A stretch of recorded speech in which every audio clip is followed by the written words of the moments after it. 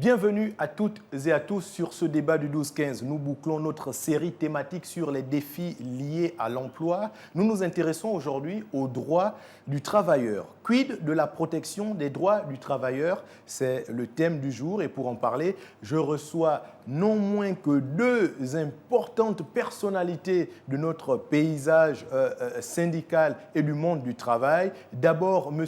Alain Mangwadi, il est le délégué général de la puissante centrale syndicale, la CONA-CICED, et à ses côtés, M. Franck Ondo Metogo, qui est inspecteur général du travail. Messieurs, bonjour. Bonjour.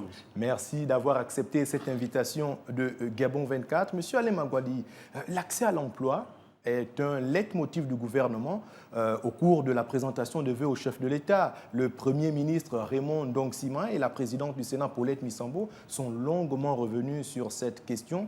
Mais aujourd'hui, nous allons nous intéresser à la condition du travailleur. En arrivant au pouvoir, le CTRI s'est donné pour mission de redonner la dignité aux Gabonais. On a vu les jeunes exerçant du côté de la zone spéciale de Nkok qui ont vivement dénoncé leurs conditions de travail.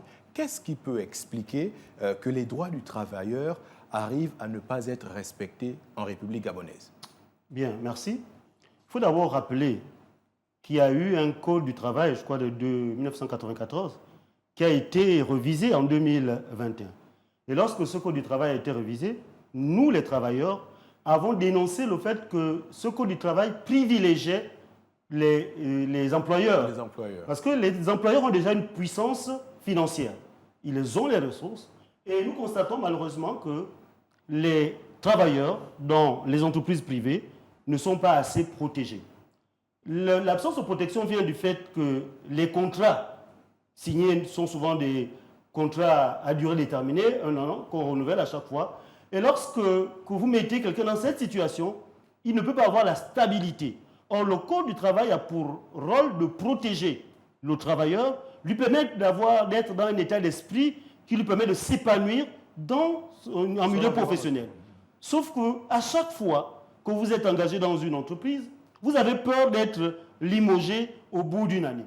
Donc, nous pensons que l'État doit tout faire pour déjà voir l'application du renouvellement du contrat à durée déterminée. Ça va être un premier élément sur la protection du travailleur. Monsieur Franck Ondo Metogo, monsieur Alain Mangwadi parle d'un sentiment d'insécurité de la part des employeurs quant à un code du travail qui ferait la part belle à l'employeur. Vous êtes inspecteur du travail. Partagez-vous cet avis? Bien, je vous remercie pour l'invitation et surtout la présence de mon cadet, Alain Mangwadi. La préoccupation qu'il évoque est tout à fait fondée. Mais ce qu'il faut retenir, c'est que les problèmes de travail, notamment la sécurité du travailleur, constituent un idéal. Un idéal que nous allons ad vitam aeternam poursuivre sans l'atteindre. Ce que le gouvernement fait, c'est de faire en sorte que de réduire l'écart pour amoindrir la situation dans laquelle, situation de précarité, dans laquelle les travailleurs se trouvent. Ce qu'il faut aussi, c'est étendre l'analyse, non pas exclusivement au secteur privé, mais également au niveau de l'administration publique, puisque d'un côté, il y a le Code du travail, dont fait état M. Mangwadi, mais de l'autre côté, il y a également deux textes fondamentaux que sont le statut général de la fonction publique et le statut général des fonctionnaires. Mais tous ces textes devraient être revisités pour permettre à nos travailleurs, à nos agents de l'État, de s'adapter à l'évolution du monde. Mais toujours est-il que le Bureau international du travail, depuis pratiquement 10 ans, met ses conférences sur le thème relatif à la décence, au travail décent. Le travail décent étant cet idéal dont je faisais état, qui fait en sorte que les questions de rémunération soient regardées, les questions de protection sociale, les questions de conditions de travail, mais également les questions de dialogue. Ce sont là les 4 piliers sur lesquels le Bureau international du travail a mis un accent pour permettre de sensibiliser des gouvernements des États membres. Monsieur Franck Ondometogo, Monsieur Alain Mangouadi le disait, un code du travail qui semble faire la part belle à l'employeur. Vous êtes inspecteur du travail et de ce qui revient de la part des travailleurs, ils ont l'impression, lorsqu'ils sont confrontés à des situations d'insécurité du travail, que les inspecteurs du travail sont souvent du côté des employeurs. Est-ce une réalité ou bien ce ne sont que des idées préconçues? Alors, votre observation a deux volets. En matière de texte, vous parlez là du Code du travail, qui, selon M. Mangouadi, a une tendance préférentielle pour les employeurs. Du moins le dernier. Le dernier, vous parlez du dernier. Oui. Alors, il faut regarder dans le rétroviseur. J'accepte cette assertion parce qu'en réalité, nous avions, et c'est ça les égarements du système politique, du régime politique déchu, des comportements que le système actuel essaye de corriger.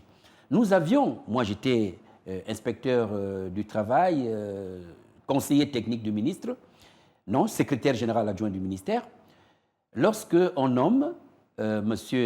Arnaud Nganji ministre du Travail. Arnaud Nganji sortait de l'ONEP, Organisation des employés du pétrole. Alors, le Code du travail était effectivement sur la table et Arnaud s'est saisi en tant que ministre de cette question et nous avons commencé le toilettage de cet instrument important. Alors, il a été taxé d'être partisan, d'être trop penché du côté des travailleurs. Et puis, remaniement arrivant, Mme Baer est arrivée comme ministre du Travail.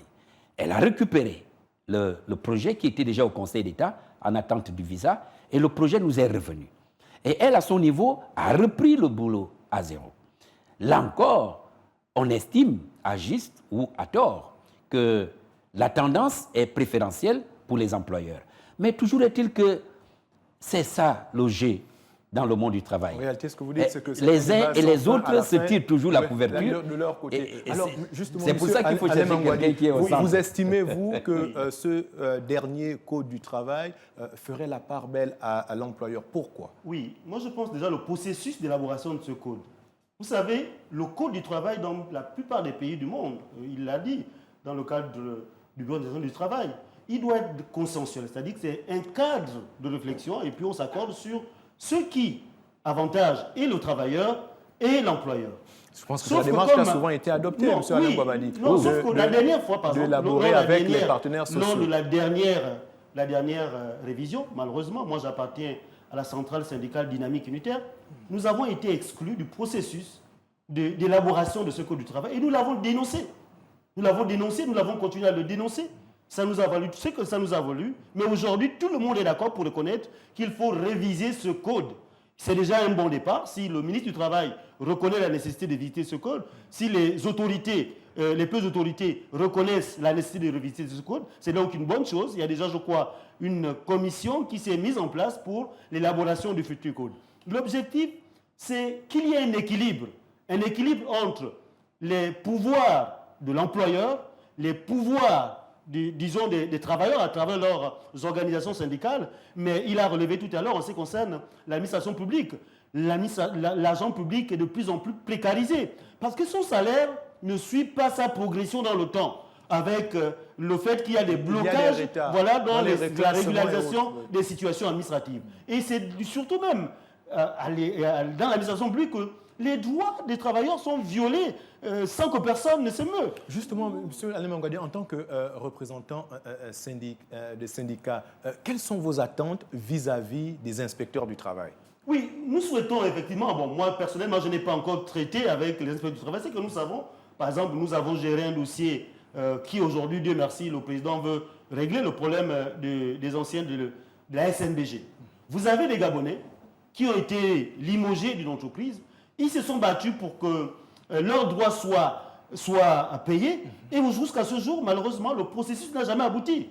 Il est souvent traîné dans les processus qui traînent sans que nous allions jusqu'au bout. Donc, il va falloir que toutes ces choses-là soient clairement définies. Vous avez le cas, par exemple, de ceux qui étaient employés à l'ADL, qui ont été mis, disons, à la porte sans aucun dédommagement. Il y a des Gabonais aujourd'hui qui sont partis, qui avaient une vie dont la vie a totalement été mise à zéro. Donc, malheureusement, nous n'avons jamais entendu le ministère du Travail sur ces points précis. Nous souhaitons que le ministère du Travail se saisisse beaucoup plus de ce genre de dossiers qui mettent beaucoup de Gabonais réellement en difficulté. Oui, mais alors, M. Franck Ondometogo, vous l'avez entendu, M. Mangwadi, met les pieds dans le plat. Hein, il évoque deux situations concrètes. La situation des employés, des anciens employés de la SNBG ou encore de ceux de l'ADL. Pour revenir un peu aux fondamentaux, parce que l'idée ici, effectivement, c'est de pouvoir trouver un consensus dans cette discussion. L'idée, ce n'est pas tant de s'opposer. Quel est le rôle de l'inspecteur du travail dans ce type de situation? Alors, avant d'arriver à votre question, ce que je voudrais d'abord signaler, c'est que la révision des textes, la révision du Code du travail, pour ne parler que de celui-là, n'est pas forcément problème lié à un individu. La révision, elle va avec l'évolution du monde. Nous sortons du Code du travail d'outre-mer en 1958. Le Gabon, État nouvellement indépendant, se dote d'un Code du travail en 62. De 62 à 78, on a constaté qu'il fallait s'adapter au monde, à l'évolution du temps. Ça a été révisé en 78. De 78, nous arrivons en 94. On s'est également rendu compte qu'il y a eu des changements. Il fallait s'adapter. Nous avons révisé en 1994. Et de 1994 à 2021, le processus, l'évolution du monde, a amené le gouvernement, par le truchement du ministère du Travail et les partenaires sociaux, à réviser une nouvelle fois. Donc, la révision va avec l'évolution du monde. Avec l'évolution de la société. Avec l'évolution de la société. Justement, M. Franck Ondometogo, pour des cas précis, comme les deux cas qui ont été évoqués, ce n'était qu'une parenthèse. Quel doit être le rôle de l'inspecteur du travail? Pour arriver à la situation qu'évoque M. Mangwadi, le ministère du Travail ne s'auto-saisit pas de certains dossiers. Les dossiers liés à la privatisation d'une grande entreprise font également appel au ministère du Travail. C'est tout à fait normal. Mais il y avait une commission spéciale gouvernementale, dont j'oublie le nom, qui était au niveau du lycée Mba, qui était chargée de la privatisation. Donc le volet privatisation avait un caractère purement politique, mais également technique. Et le côté technique, le ministère du Travail le gère bien, de par les inspecteurs du travail qui parfois sont appelés à procéder au calcul des droits qui doivent être payés aux uns et aux autres. Mais une fois que cet état est dressé et transmis à qui de droit, le ministère du Travail n'a plus rien à faire. Et il y a des voies de recours. Si on estime que le ministère du Travail n'est pas allé au bout du processus, eh bien la procédure voudrait que l'on saisisse, soit par médiation, soit par arbitrage des juridictions. Je pense que vous pour avez que solution soit trouvée. répondu à la question que je voudrais vous poser, mais je voudrais savoir, est-ce que les inspecteurs du travail ont compétence ou bien ont des outils pour contraindre les entreprises au respect du Code du travail? Alors, les inspecteurs du travail ont des instruments de travail, que sont les lois, les textes. Alors, les missions qui sont les leurs sont au nombre de 3, contrôler, concilier, mais surtout conseiller. Parce que c'est le conseil qui est préventif. Le contrôle, il va en entreprise, et puis quand il y a fracture, on peut concilier les parties. Donc, les missions des inspecteurs du travail sont bien circonscrites. Mais ces missions sont limitées parce que l'inspecteur du travail ne peut pas poser certains actes de contrainte à l'endroit de l'employeur. Et là, nous parlons de l'inspecteur. Je voudrais toujours que l'on étende au secteur public, parce que nous parlons du travailleur de manière générale. Quand on regarde seulement le travailleur du privé, mais on oublie que l'agent de l'État est dans la même situation. Mais quel serait le pouvoir que le syndicaliste aura par rapport à l'autorité, si ce n'est la grève? Donc l'inspecteur du travail aussi, par moment, quand il est dépassé, il rentre en grève. Parfois, il fait des grèves pour favoriser le travail, le travailleur. Parce que s'il n'a pas les moyens nécessaires pour exercer sa mission il est limité. Et les conséquences se répercutent sur les travailleurs. C'est pour ça que nous demandons toujours dans notre corporation que le gouvernement ait une attention particulière à l'endroit de cette corporation dont les effets sont aussi bien économiques que sociaux. Économique parce que nous stabilisons l'entreprise. Social parce que la paix sociale, nous la gérons. Monsieur Alain Ngobandi, vous voulez réagir sur ce rôle de l'inspecteur du travail? Oui, non, moi je suis d'accord sur ce qu'il a dit, il est l'inspecteur du travail, mais j'ai envie de dire que dans les milieux entrepreneuriaux et dans l'administration, il y a les organisations syndicales qui sont censées jouer leur rôle dans le cadre de la sensibilisation des travailleurs, mais également de l'éducation des ouvriers. Sauf que dans certaines de nos entreprises, il y a comme un conflit, c'est-à-dire que les chefs d'entreprise ou les propriétaires d'entreprise ont du mal à accepter certaines organisations syndicales en leur sein. Moi, je parle d'une situation claire. Au niveau du port, la dynamique unitaire a allé à plusieurs reprises susciter la création des organisations syndicales, mais on leur a dit toutes les centrales syndicales peuvent, sauf dynamique unitaire. Parce qu'à l'époque, on nous taxait d'une centrale appartenant à l'opposition. Appartenant à l'opposition. Voilà, en fait, comme des agents en fait, qui défendent une certaine idéologie. Or, le rôle du syndicat, c'est de défendre l'intérêt du travailleur.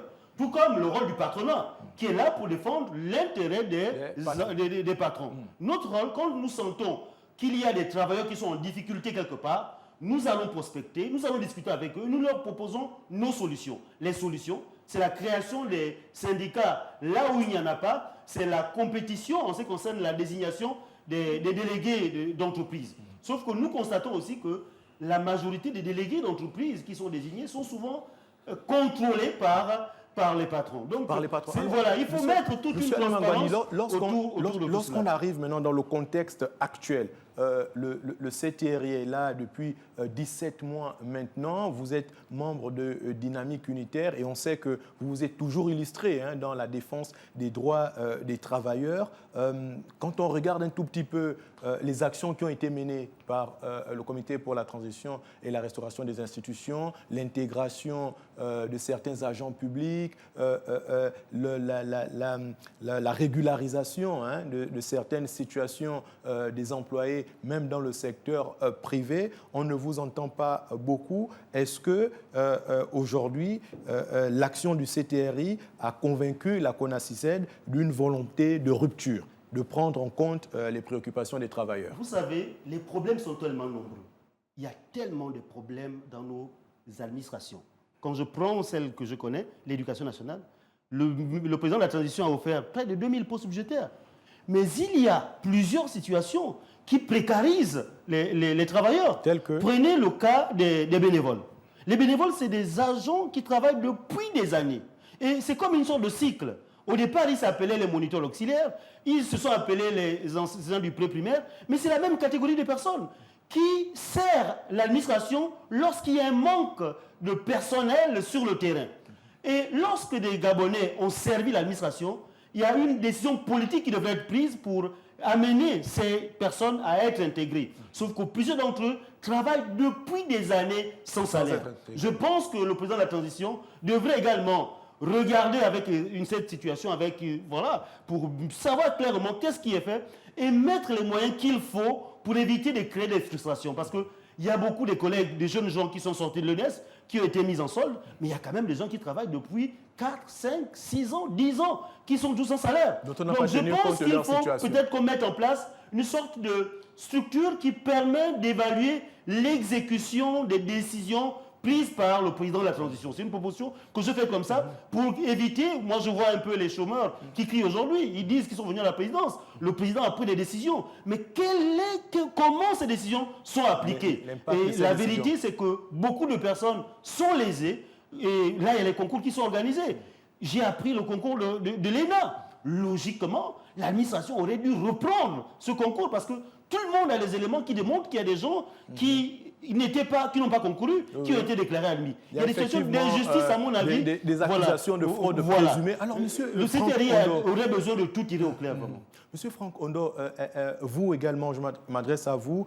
Quand on regarde un peu les multiples actions menées par le CTRI aujourd'hui, est-ce que les inspecteurs du travail se retrouvent quand même avec un peu plus de marge de manœuvre pour arriver à protéger les droits des travailleurs? Alors, pour arriver à la situation des inspecteurs du travail, je fais quand même un petit crochet par rapport à deux observations importantes que le camarade Mangadi vient de faire. D'abord sur la discrimination à l'égard de Dynamique Unitaire. J'étais conseiller technique en charge du dialogue social au ministère du Travail à l'époque et je m'occupais effectivement du portefeuille de la gestion des syndicats. Malheureusement, il a soulevé l'absence de formation qui fait que parfois tu penses être sur le bon chemin alors que tu es à côté. Lorsqu'on parle de centrale syndicale, et ça continue aujourd'hui, certains se proclament centrale syndicale alors qu'en réalité, ils ne respectent pas les normes, les critères édictés et par les conventions internationales et par le Code du travail. Lorsqu'on est centrale syndicale, c'est qu'on a déjà à la base des syndicats qu'on appelle syndicats de base, de branche et de secteur. Ce sont ces syndicats qui se regroupent et leur regroupement permet de créer les fédérations. Non, pas les confédérations. Les fédérations. Et maintenant, ensuite, il faut avoir au moins 2 fédérations pour parler de confédération, dont l'autre appellation est centrale. C'est des critères qu'il faut respecter. Malheureusement, et à l'époque, je l'avais soulevé, que vous ne pouvez pas vous proclamer être centrale syndicale si vous n'avez pas au moins 2 fédérations de syndicats. Or, vous êtes sous la bannière d'une union syndicale ou d'une entente syndicale. Ce sont des termes du Bureau international. Est-ce que c'est un problème administratif qui ont fait en sorte que Dynamique Unitaire soit exclue de ces discussions? C'est pour ça que je disais qu'il avait raison de parler de formation. Parce que lorsque vous êtes un regroupement d'entités identiques, vous êtes une entente syndicale ou une union syndicale. Mais pour être centrale syndicale, pour être confédération syndicale, il faut respecter ces 3 paliers. C'est ce qui vous amène à la centrale. Mais s'ils ne sont pas une centrale syndicale, est-ce qu'ils n'auraient pas pu, M. Franck Ondo, est-ce qu'ils n'auraient pas pu être invités en tant que syndicat simplement? D'assainir le paysage syndical s'impose. La nécessité d'assainir le paysage syndical s'impose pour que l'on sache qui remplit les critères, qui est effectivement central, qui est fédération, qui est confédération. Donc, à partir de cet instant, chacun saura quelle est sa place et quelle est la mission qu'il doit jouer. Monsieur Franck Ondo, donc, pour revenir à la question des moyens de ce que vous dites sur la question, la question vous appartient, la réponse appartient au téléspectateur. Bien sûr, oui, mais donc répondez à la question. Votre question était de savoir si, depuis que le CTRI est aux affaires, les inspecteurs du travail ont plus de marge de manœuvre pour mieux défendre les droits des travailleurs. La seule question que je vous poserai, vous serez libre de répondre, quelle est la plaque d'immatriculation du ministère du Travail? Vous ne trouverez pas. Je peux vous faire ces défis-là à tout le personnel de Gabon 24, vous ne trouverez pas. Les inspecteurs du travail, et nous ne cesserons jamais de dire, les inspections du travail n'ont pas de moyens. Moyens techniques, moyens roulants. Je n'ai pas envie de parler de là où l'inspection est logée aujourd'hui. Même des moyens intellectuels? Mais vous pouvez être moyen intellectuel si vous êtes au nombre de 10, là où il en faut 100. Ça n'agit pas. Donc il y a une nécessité de renforcer et les capacités en termes de moyens techniques, les capacités en termes de moyens humains et financiers. C'est tout ça qui va faire en sorte que nos compatriotes qui pleurent dans les entreprises soient heureux de voir l'inspecteur du travail débarquer. Mais aujourd'hui, les inspecteurs, dans les 3 missions que je vous ai citées, conseiller, contrôler et concilier. Aujourd'hui, les inspecteurs du travail ne font que les conciliations. Alors que la réalité, c'est qu'ils doivent faire dans la prévention des conflits. Dans la prévention des conflits. Alors, je voudrais vous entendre également sur une question. Pour conclure, il n'y a pas de moyens jusqu'à aujourd'hui. Il ne reste plus beaucoup de temps. On constate parfois que certaines entreprises qui se retrouvent en défaut de respect de la législation en vigueur, sont parfois sanctionnés par des décisions de justice, mais il y en a qui se refusent de respecter certaines décisions de justice. Il y en a qui ne craignent même plus ces décisions de justice. Allez, Monsieur Franck Ondom, Oui. comment faire respecter les décisions de justice auprès des entreprises? La première des choses que vous feriez, c'est d'aller à l'inspection du travail, enquêter, pour voir ce que les inspecteurs du travail arrivent à régler comme conflit, sans que ça fasse du bruit. Pour voir ce que les inspecteurs du travail arrivent à faire gagner aux travailleurs par rapport à leurs revendications. À partir de cet instant, vous ferez la balance entre ce que les inspecteurs du travail apportent et ce qui reste à faire. Alors, M. Alain pour ce qui Mangouadi, concerne les là-dessus, décisions de justice, comment faire en bien. sorte que les décisions de justice prises en faveur des travailleurs soient respectées? Oui, là je pense aussi que c'est l'indépendance de notre justice, parce que ça c'est un autre pan, parce qu'il y a le pan rapport travailleur et employeur. Sauf que là, nous sommes à un pan, parce qu'il y a un tribunal du travail qui existe, où réellement le ministère de la Justice doit s'organiser pour que les décisions qui sont prises par les tribunaux soient applicables. Parce que chacun d'entre nous devront être égaux devant la loi. Il est anormal que le travailleur, que disons l'employeur qui a pendant longtemps violé les droits de son travailleur, lorsqu'il est condamné par la justice, il puisse toujours se pavaner sans rendre compte. Je pense que ça devrait être un des chantiers les plus importants de la transition pour que notre justice joue clairement son rôle de protéger les uns les autres. Alors, deux peut-être dernières interventions avec cette question. Comment allier aujourd'hui, parce que vous le savez que c'est une préoccupation majeure du gouvernement, de pouvoir toujours créer davantage d'emplois, mais il y a ces questions qui se posent, du respect du droit des travailleurs, qu'on soit dans le privé ou qu'on soit dans le public. Comment allier création d'emplois et respect du droit des travailleurs? Alors, moi je pense qu'il y a la difficulté, c'est que notre tissu économique est faible, c'est mon avis. Il faut déjà susciter la création des entreprises. Et ça, c'est le ministère de l'économie qui élabore des stratégies pour nous permettre de créer des entreprises. Moi, je pense qu'il faut aussi aller vers la création d'une véritable classe d'hommes d'affaires gabonais. Je crois qu'il y a une banque qui est déjà ouverte. Il faut que les jeunes Gabonais préparent des véritables projets solides. Je me souviens que M. l'inspecteur et moi avons travaillé il y a quelques années sur le projet Emploi Jeune. Il y a une grande réflexion qui a été menée pour permettre à beaucoup de jeunes de trouver un emploi. Il suffit juste que ces dossiers soient remis au devant de tout le monde pour que nous puissions trouver les solutions. Oui, M. Franck Ondom, comment allier création d'emplois et respect du droit des travailleurs? À toutes ces questions, c'est la restauration.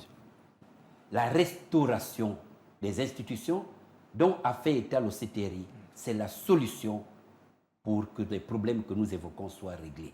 Mais quand il s'agit de restaurer, la restauration, elle est d'abord individuelle. De restaurer, ça veut dire changer les mentalités, changer ta façon de voir les choses, changer ton comportement. La première des restaurations, c'est celle-là.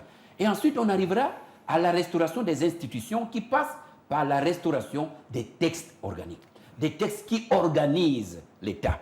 Nous sommes un État de droit. Tout ce que nous dénonçons là doit être prévu par les textes. Donc, restaurer, il faudrait que tous les textes fondamentaux soient revisités secteur par secteur.